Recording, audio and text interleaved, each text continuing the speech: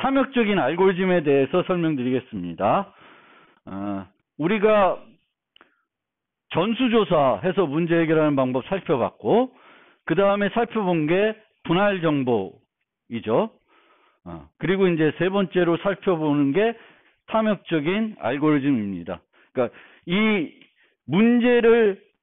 알고리즘을 해결하는 전략 중에 하나가 탐욕적인 방법이라는 거예요.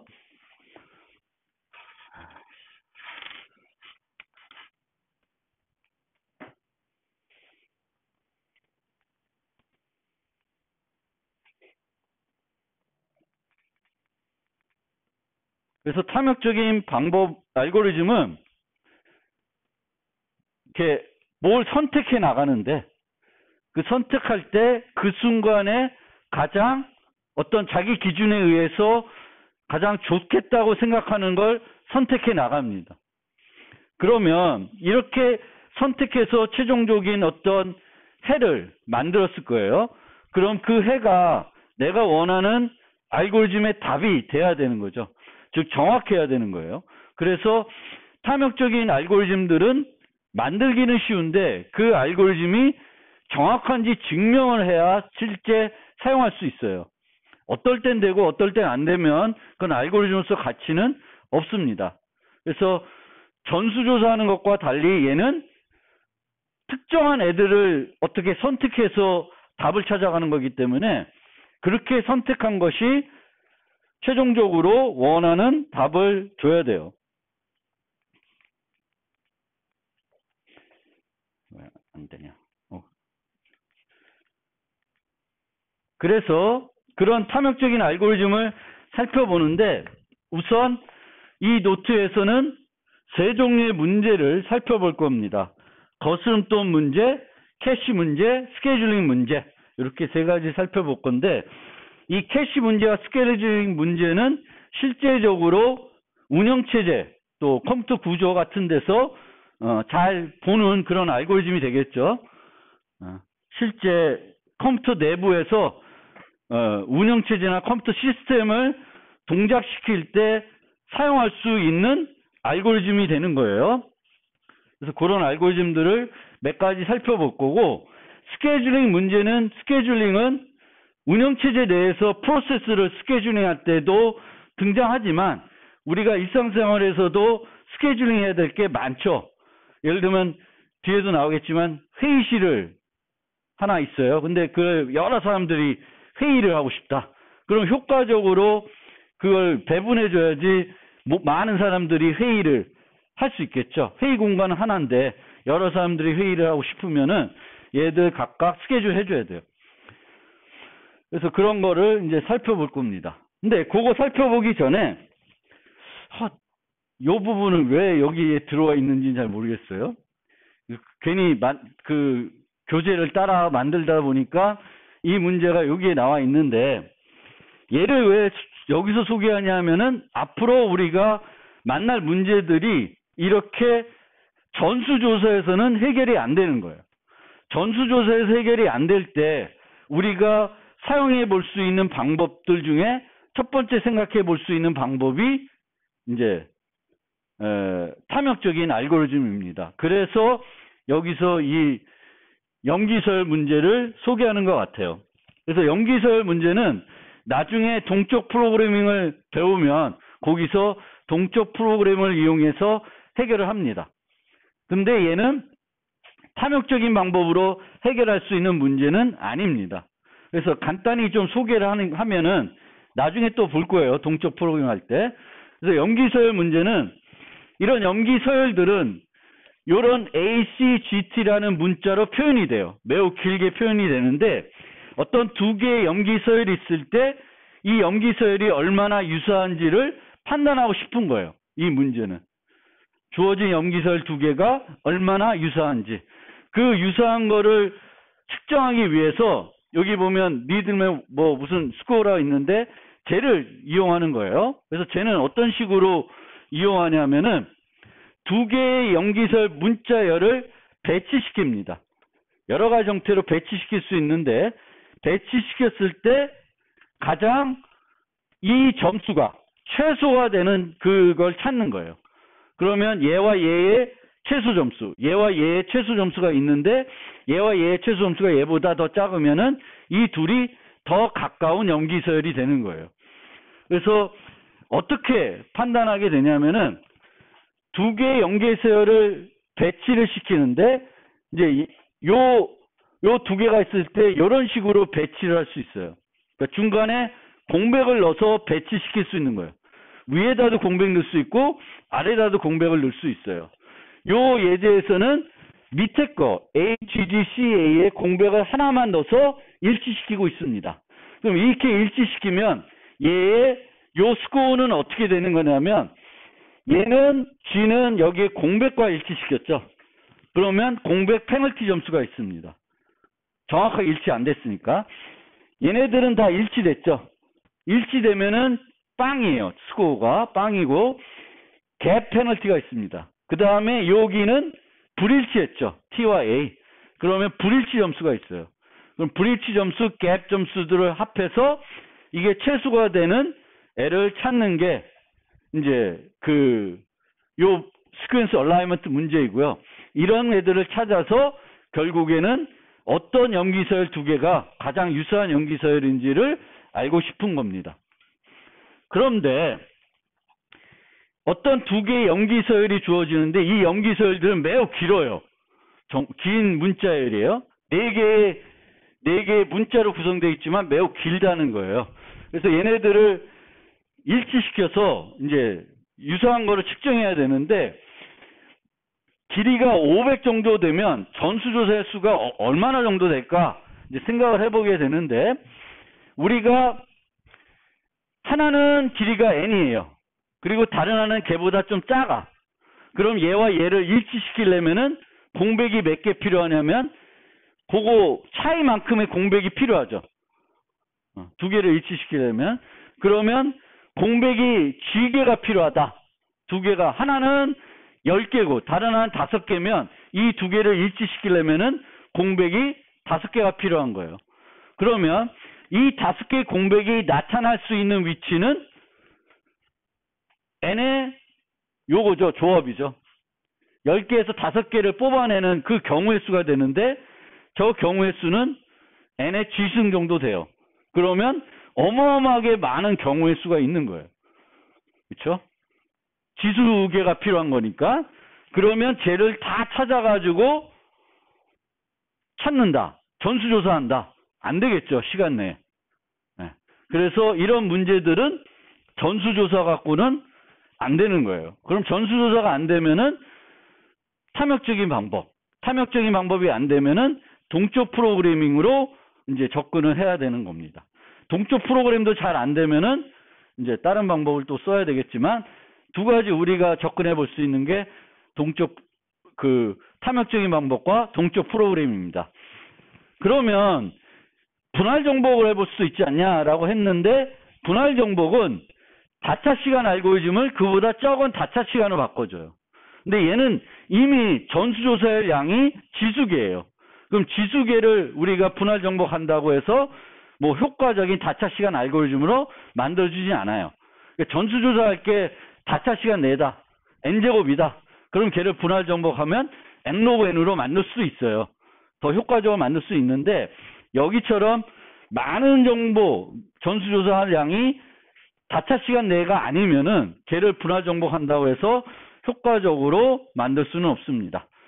그러면 다시 탐욕적인 알고리즘으로 와서 살펴보면은 탐욕적인 알고리즘은 아까도 말했듯이 매번 뭔가를 선택해야 될 때 그 순간에 우리가 만든 기준, 어떤 기준을 만들었을 텐데 그 기준에 가장 최선인 기준을 요소를 선택합니다.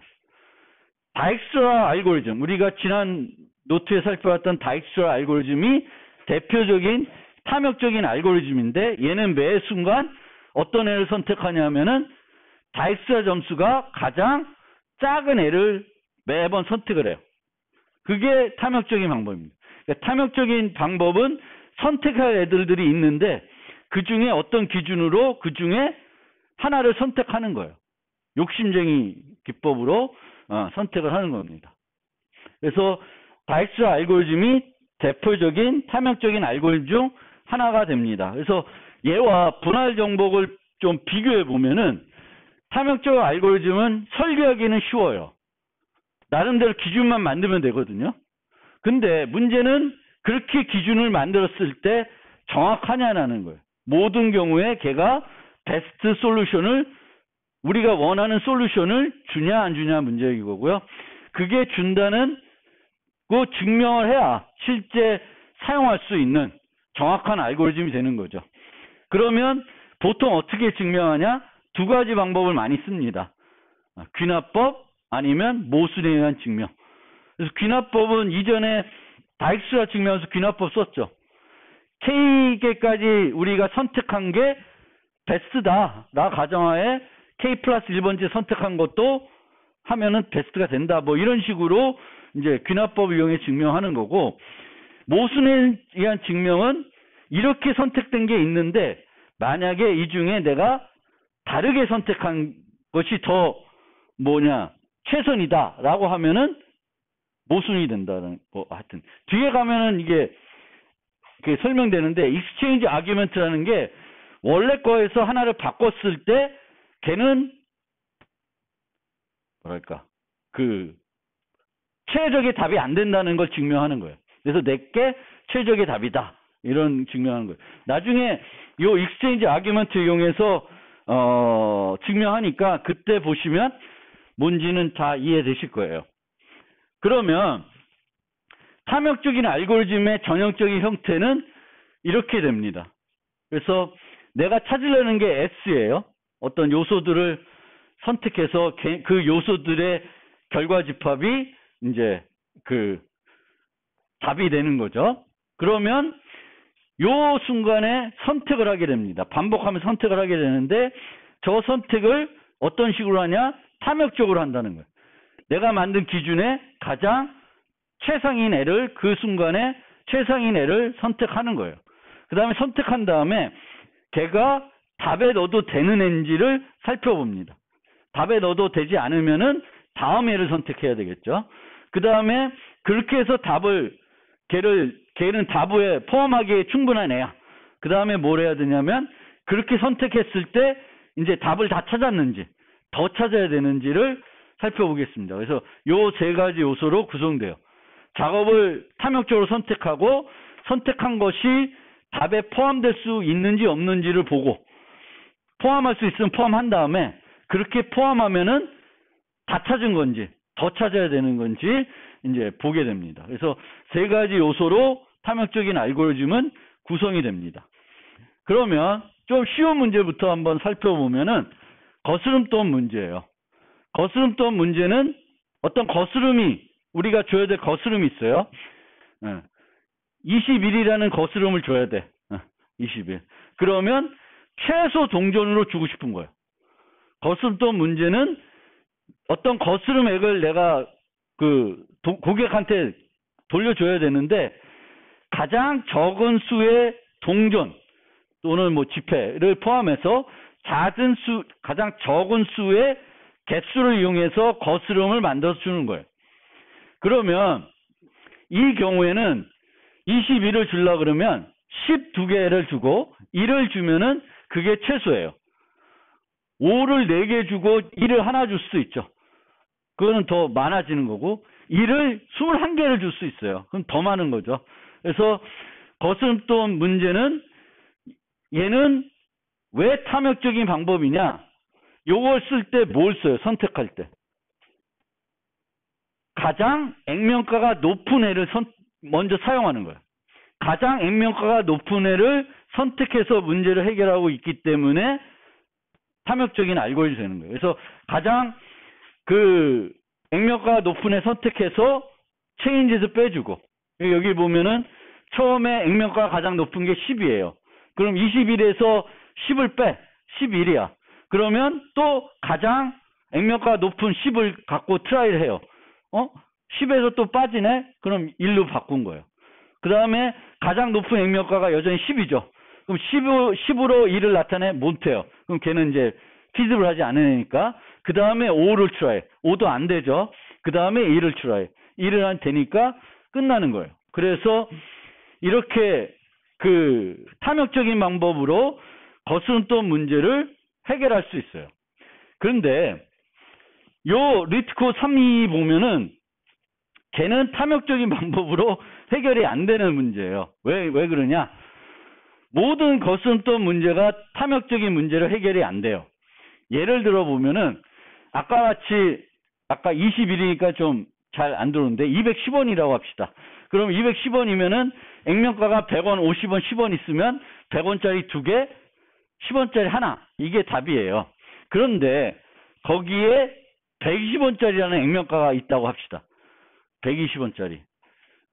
그러면 120원짜리가 있으면 얘를 우리가 방금 전에 사용했던 탐욕적인 알고리즘에 적용을 하게 되면은 120원부터 먼저 쓰겠죠. 근데 여기서 가정은 동전들이 무한히 많이 있다는 거예요. 동전들이 또 어떤 무한히 많지 않으면 이제 탐욕적인 알고리즘 적용하기가 조금 또 달라지겠죠. 왜냐하면 100원을 다 썼어. 그러면 또 50원 써야 되니까. 그런데 여기서는 이제 그런 가정은 없어요. 그러니까 각각 액면가들의 동전은 충분히 많다라는 가정하에 문제를 해결하는 거예요. 근데 120원짜리가 있으면 210을 120으로 먼저 주면은 남는 게 90원이죠.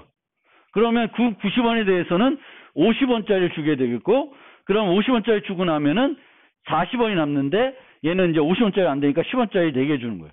그러면 6개가 되는데 210원에 대한 최소값은 6개가 아니라 위에서 해결한 3개죠. 100원짜리 2개, 10원짜리 하나 주는 거예요. 그래서 액면가가 어떤 형태로 있는지에 따라서는 그게 안 돼. 거스름돈 탐욕적인 방법으로 해결이 안 됩니다. 그러면 이 문제는 아까 봤던 요 리트코 322 문제는 탐욕적인 방법으로 해결할 수 없고 전수조사를 해야 되는데 효과적으로 전수조사하기 위해서 동적 프로그래밍을 써야 돼요. 그러면 한 가지 궁금한 게 언제 그러면 액면가가 어떤 형태로 돼 있을 때 탐욕적 알고리즘을 해결할 수 있냐? 어떤 형태로 되면 해결할 수 있을까요? 네? 배수. 즉, 이 액면가가 있을 때, 그 다음 액면가가 있으면, 그 다음 액면가가 얘를 나눌 수 있어야 돼요. 바로 전 거가 나눌 수 있어야 돼요. 100원, 예를 들면 1000원, 500원, 100원, 50원, 10원. 이렇게 돼 있으면은 1000원을 500원이 나눌 수 있고, 500원을 100원으로 나눌 수 있고, 100원을 또 50원으로 나눌 수 있고, 이렇게 되면은 이제 그 탐욕적인 방법으로 해결할 수 있습니다.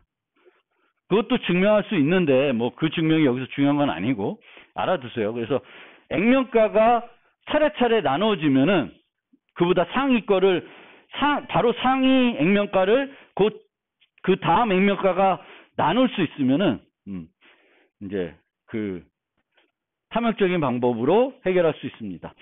어쨌든 이 알고리즘을 통해서 탐욕적인 알고리즘이 뭔지는 대략 이해되죠? 그렇죠? 그러면 이제는 좀 더 여러분들이 컴퓨터 공학에서 만날 수 있는 문제들로 한번 가봅시다. 캐시 문제, 스케줄링 문제. 캐시는 뭔지 다 아시죠? 그래서 캐시는 어떤 느린 메모리가 있고 좀 빠른 메모리가 있어요. 그러면 얘 속도 차이가 클 때 중간에 조금 뭔가를 둬서 속도를 이렇게 더 빠르게 해주는 거예요. 얘들만 있을 때보다. 그래서 CPU 레지스터하고 메인 메모리 사이에 CPU 캐시라는 걸 두고요. 또 디스크 캐시라는 게 있는데 이제 디스크와 메모리 사이에 디스크 캐시를 두죠. 뭐 옛날에 요즘은 SSD를 많이 쓰는데 그 전에 SSD를 안 쓰고는 뭘 썼냐면은 이 디스크 돌아가는 거였죠. 얘는 회전에 의해서 속도가 좌우하는 거예요. 그래서 5200 RPM 뭐 7200 RPM 뭐 이런 거 요즘 쓰나. 근데 그런 거 쓸 때 걔는 물리력에 의해서 속도가 좌우되는 거고 메모리는 전자적이니까 얘는 뭐 거의 속도가 뭐 있다고 보기 힘들죠. 근데 얘하고 얘 사이가 속도 차이가 많이 나는 거예요. 그러면은 얘를 매번 필요할 때마다 이쪽으로 옮기는 게 아니라 보통은 우리가 데이터를 접근할 때 어떤 데이터를 접근하면은 다음에 또 접근할 데이터가 바로 옆에 있는 경우가 많아요. 그래서 어떻게 되냐면 데이터에 내가 정수 하나가 필요하다고 해서 정수 하나를 그 디스크에서 메모리로 옮겨오는 게 아니라 블럭 단위로, 큰 단위로 옮겨와요. 그러면 얘가 캐시에 내가 요만한 데이터를 필요하더라도 요만한 데이터를 옮겨오는 게 아니라 블럭 단위로 이만한 데이터가 캐시에 가 있는 거죠. 그럼 그 다음에 내가 요구할 때 그 데이터는 어디에 있는 거예요? 메모리에서, 그 디스크에서 갖고 와야 되는 게 아니라 캐시에서 갖고 오면 되는 거죠. 그러면 계속 내가 한동안은 이 회전을 통해서 데이터 갖고 오는 게 아니라 디스크 캐시에서 바로 갖고 올 수 있습니다. 그래서 옛날에는 그런 것도 많이 했죠. 세그멘테이션 해가지고 윈도우 옛날에 여러분도 아마 초등학교 때 뭐 썼으면 뭐 그럴 것 같은데 이 디스크 세그멘테이션 해가지고 뭐 그 무슨 툴이었더라? 그 툴을 확 돌리면 그 디스크 파일들이 막 여러 곳에 이렇게 조각 나 있는데 걔네들을 모아가지고 그 파일이 연속적인 단위로 있게끔 만들어요. 그러면은 디스크 캐시 효과가 많이 나죠. 또 우리가 이 메인 메모리와 CPU 레지스터를 옮겨올 때도 캐싱이 효과적이다. 어떤 자료 구조는 캐싱이 효과적이고 어떤 건 아니다라고 하는데 배열을 쓰면은 캐싱이 효과적이고 연결 구조를 쓰면 캐싱이 효과적이지 않다라고 그러죠. 그것도 다 여기에 관련되어 있습니다. 왜냐하면 배열은 연속 공간에 있어야 되기 때문에 메모리에서 레지스터로 데이터를 갖고 올 때 덩치 이만한 거를 이제 캐시로 옮겨오면은 계속 데이터를 그 다음에 메모리에서 갖고 오는 게 아니라 캐시에서 접근하면 되는 거죠. 그런데 연결 구조 같은 경우에는 빵빵빵 뉴뉴뉴 하니까 연속적으로 있지 않다 보니까 여러 번 또 메모리에서 데이터를 갖고 와야 되는 그런 것이 있습니다. 어쨌든 이제 캐시는 뭔지 알겠죠? 캐시. 그래서 이 캐시를 우리가 옮겨오는 단위를 페이지 단위라고 합시다. 그 페이지 단위는 그 각각 캐시마다 사이즈가 다를 텐데 뭐 메인 메모리에서 CPU 캐시로 옮겨오는 단위가 페이지 단위라 되는 거죠. 디스크에서 디스크 캐시로 옮겨오는 단위가 이제 페이지 단위라고 보시면 돼요. 그 페이지 크기는 뭐 시스템에서 정하기 나름이겠지만 페이지 단위로 크게 돼요. 그런데 내가 데이터를 접근해야 되는데 이 데이터가 캐시에 있으면 캐시에서 갖고 오면 되겠고 캐시에서 없으면은 다시 메모리에서 갖고 와야 돼요. 그러니까 캐시에 데이터가 없을 때 메모리에서 데이터를 갖고 와야 되겠고 그럼 메모리에서 데이터를 갖고 오면은 그 갖고 온 데이터를 기존에 캐시 있는 데이터와 교체를 해야 됩니다. 그러면 이 교체를 할 때 어떤 페이지 거랑 교체할 것인가? 이게 캐시 교체 알고리즘이에요. 데이터가 없고 캐시에 데이터들이 이미 다 차 있어. 빈 게 없어요. 그러면 어떤 애를 버리고 어떤 애를 갖고 올 건가? 이게 이제 해야 되는 건데, 자, 캐시 교체 알고리즘으로 많이 쓰는 게 LRU입니다. Least Recently Used예요. 얘는 탐욕적인 알고리즘으로 해야 되나? 어쨌든 뭐 탐욕적인 알고리즘으로 얘기해도 되는데 어쨌든 이 LRU라는 알고리즘이 있어요. 그럼 LRU는 어떻게 동작하냐면 자, 내가 요청이 A, B, C, D, E, F, A, B예요. 여기는 지금 저기 있는 거는 페이지예요. 페이지 어떤 특정 데이터는 모르겠는데 내가 페이지를 A, B, C, D, E, F, A, B 순으로 요구를 하는 거예요. 그런데 캐시는 슬롯 수가 4개예요. 슬롯이 4개라는 건 몇 개 페이지를 유지할 수 있어요? 4개 페이지를 유지할 수 있는 거예요. 총 최대 4개 페이지를 유지할 수 있습니다. 그러면 A를 요청하면은 A를 페이지를 캐시에 넣겠죠. 그 다음에 B를 요청하면은 B 페이지를 캐시에 저장할 거예요. 그 다음에 C를 요청하면은 C를 캐시에 넣을 겁니다. D를 요청하면은 이제 D. 그럼 A, B, C, D 페이지가 모두 캐시에 들어와 있어요. 그럼 이제 캐시에는 공간이 없어요. 그런데 그 다음에 요구한 게 E예요. E. 근데 이 페이지는 캐시에 없죠. 그러면 캐시로 이 페이지를 갖고 와야 되는데 이때 A, B, C, D 중에 하나를 버려야 돼요. 바꿔야 돼요. 이때 이제 교체 알고리즘이 적용이 되는데 LRU는 어떻게 하냐면은 least recently used. 가장 오래전에 사용된 것과 바꿉니다. 그럼 가장 오래전에 사용된 페이지는 뭐예요? A죠. A, B, C, D 순서대로 사용했어요. 그럼 가장 오래전에 사용된 건 A입니다. 그러면 이 A를 버리고 A 대신에 E를 넣게 됩니다. 뭐 거의 FIFO-Q처럼 지금 보이는데 꼭 그렇지 않을 수도 있어요. 그 다음에 F를 요청하는데 F도 또 없네. 지금 캐시에. 그러면은 B가 가장 오래전에 사용된 거니까 B를 버리고 F를 또 추가합니다. 그 다음에 A를 요청하니까 A가 없어. 그러면 또 C를 버리고 A를 넣고 또 B를 요청하니까 B가 없어. 그럼 또 버리고 B를 넣게 됩니다. 그럼 이 과정대로 LRU를 써서 이 과정을 진행하니까 몇 개의 페이지 부재가 일어났냐면 4번 발생했습니다.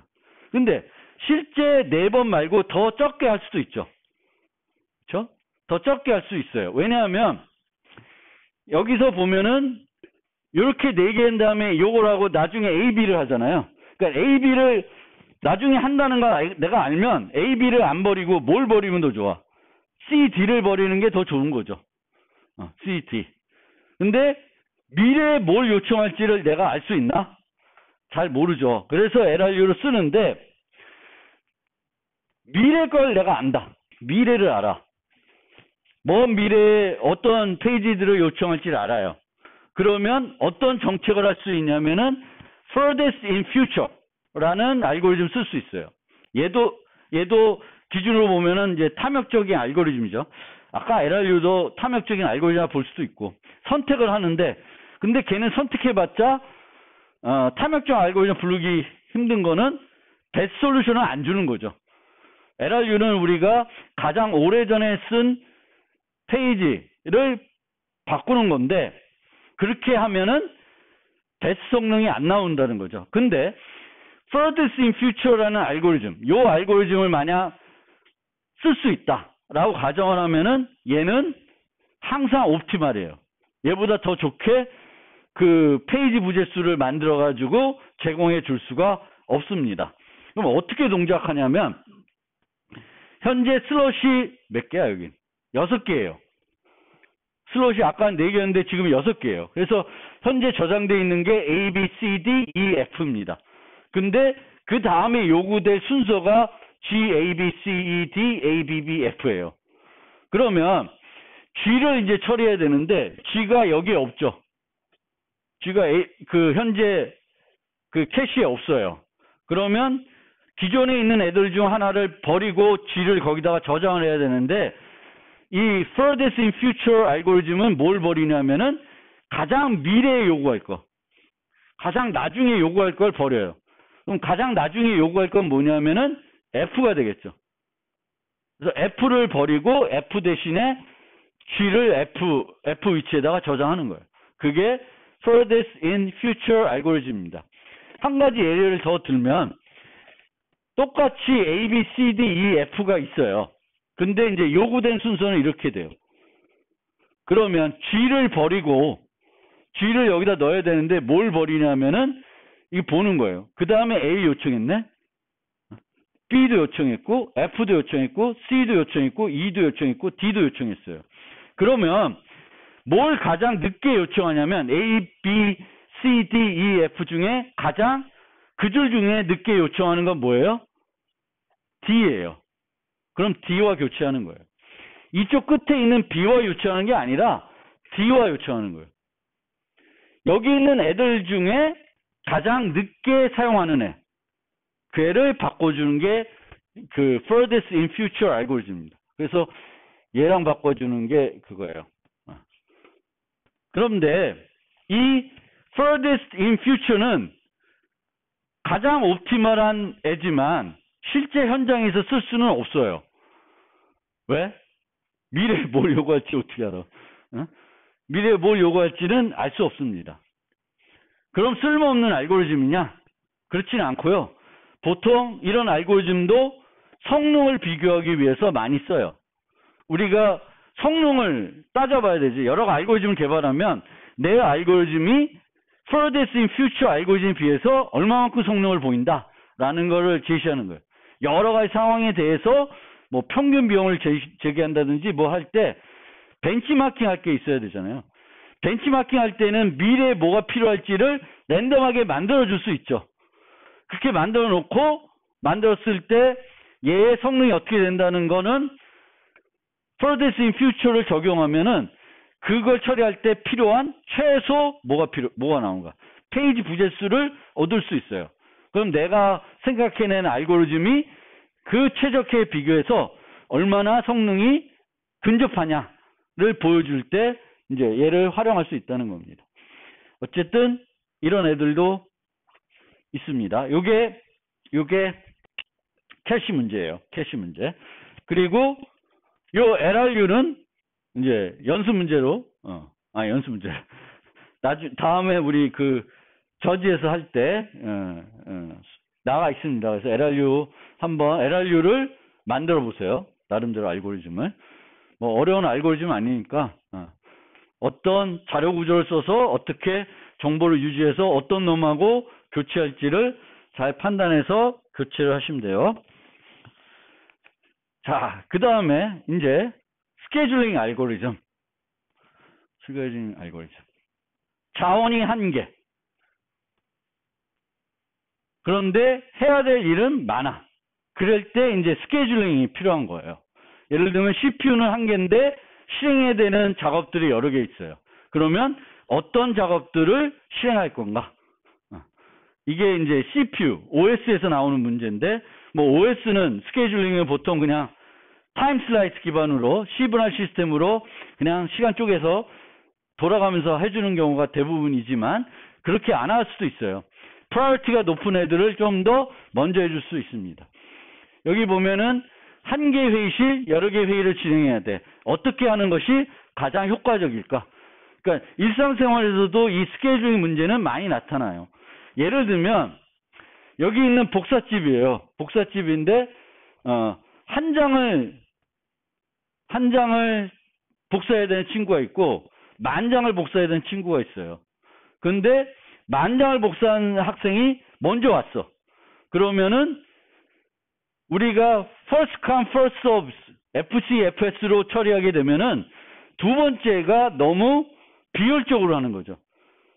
근데 거꾸로 만 장을 한 애가 있어도 그 주인이 잠깐만 한 장짜리니까 먼저 좀 해줄게요 하고 해주면 다 해피해져요. 만 장짜리 애도 한 장을 미리 한 장 해준다고 해서 자기가 원래 필요했던 시간에 비해서 별 차이가 안 나는 거예요. 그러니까 그렇게 우리가 스케줄링의 기본 원리를 알면 고객들도 무조건적으로. 근데 우리는 좀 그거 힘들지. 좀 적은 사람이라고 먼저 해주면 난리 치는 사람도 많잖아요. 내가 먼저 왔는데. 근데 우리가 생각해 보면은 뭐가 더 효과적일까 하면은 은행에서도 그래요. 어떤 참 진상인 고객들 많죠. 그 엄청난 시간이 걸리는데 뒤에서는 그냥 간단하게만 처리해 주면 되는 건데 그 한 사람 때문에 1시간 30분 막 기다리는 거예요. 그런데 잠깐 일이 많은 거니까 고객님 조금만 기다리세요. 저 앞사람 먼저 좀 해드릴게요. 해주면 전체적으로 행복할 수 있는데 그런 겁니다. 그게 이제 스케줄링이에요. 그래서 어떤 순서로 해야 전체적으로 해피할까? 그게 이제 물론 목적에 따라 달라요. 우리가 뭘 어떻게 하는지를 따라서 다르고요.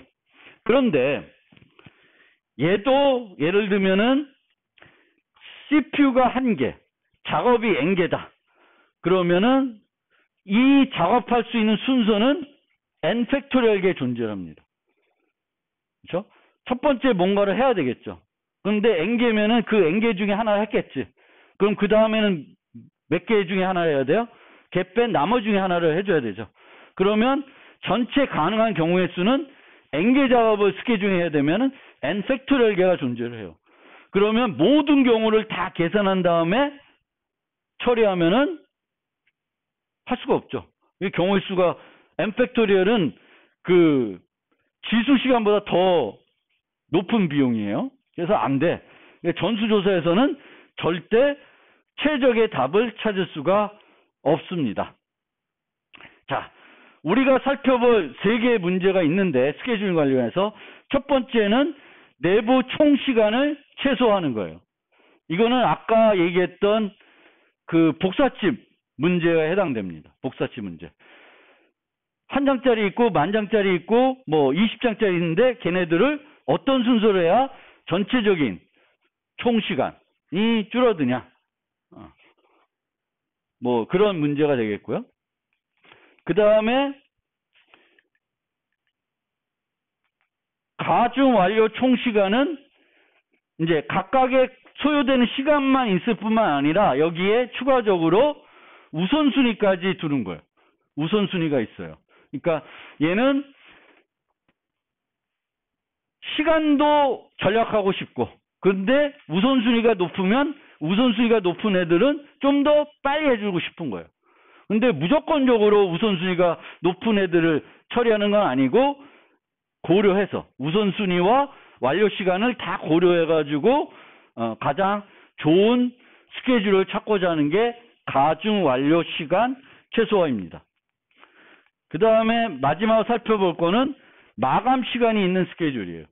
얘는 그 각각의 그 작업들이 소요되는 시간은 1이에요. 그냥 시작하면 다 완료되는 거예요. 그런데 얘는 마감 시간이 있어요. 요 시간 이전에 안 하면 의미가 없는 거야. 그래서 마감 시간 이전에 해줘야 되는데, 예를 들면 이렇게 4개의 작업이 있어요. D1, D2, D3, D4 그렇게 얘기하자면 4개의 작업이 있는데 D1은 마감 시간이 2야. 마감 시간이 2라는 거는 1일 때도 되고 2일 때도 되는 거예요. 근데 두 번째에는 마감 시간이 1이에요. 그럼 얘는 1일 때 해줘야 돼. 2일 때 하는 건 의미가 없어요. 마감 시간이 초과됐기 때문에. 그런데 얘네들은 또 각각 뭘 갖고 있냐면은 어떤 이득이 있어요. 걔를 완료했을 때. 완료했을 때 얻어지는 이득이 있다는 거예요. 그러면 어떻게 해야 가장 높은 이득을 구할까? 그러면 제일 좋은 케이스가 요 경우예요.